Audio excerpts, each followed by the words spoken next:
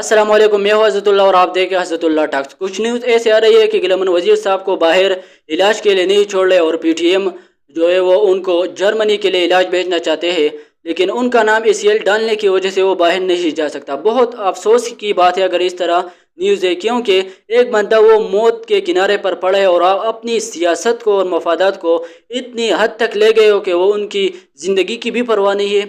मुझे अफसोस इस बात पर होता है कि एक पख्तून को दूसरे पख्तून के ज़रिए मरवाता है, क्योंकि आप ये तस्वीर देख ले, ये प्रूफ है। जो आज़ाद खान दावड़ साहब है वो इस्टेब्लिशमेंट के साथ किस तरह बैठा हुआ है। मैं ये नहीं कह रहा कि वो इस्टेब्लिशमेंट का बंदा है, लेकिन जो लोग पख्तून को पख्तून के ज़रिए मरवाता है वो यही लोग हैं जो ये बंदा उनके साथ बैठा हुआ है। मुझे वो इमरान खान की वो क्लिप याद आती है कि वो क्या कह रहे हैं, मेरे साथ आप ये सुन लें।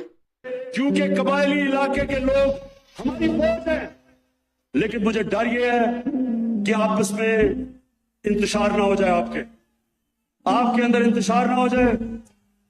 क्योंकि मुझे पता है कि जब आपका इंतशार होता है और आपकी लड़ाइयां होती हैं, 100 साल तक आपके बदले जाते हैं, आप एक दूसरे को माफ नहीं करते।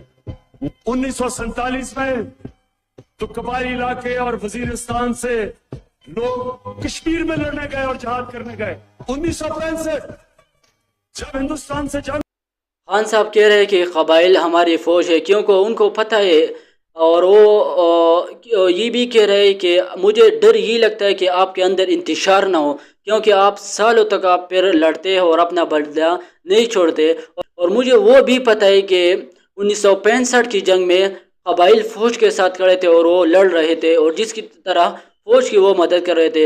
आज ये उनका सिला है, क्योंकि फौज जो है वो किस तरह वो KP के अंदर आप इन्वॉल्व है। और ज़्यादातर आप देखें फौज KP के अंदर पड़ा हुआ है और फिर भी इतनी दहशतगर्दी है, इतनी टेररिज्म है। ये बहुत अफसोस की बात है। और खुसूसन जो गिलमन वजीर साहब को वो बाहर मुल्क के लिए इलाज के लिए नहीं छोड़ रहे और सियासत को इतनी हद तक ले गए कि वो एक ज़िंदगी की भी परवाह नहीं, एक इंसान की भी परवाह नहीं। तो ये बहुत अफसोस की बात है। अगर वीडियो पसंद आए तो वीडियो आगे ज़रूर शेयर करें। इंशाल्लाह नेक्स्ट वीडियो मिलेंगे, तब तक अल्लाह हाफिज़।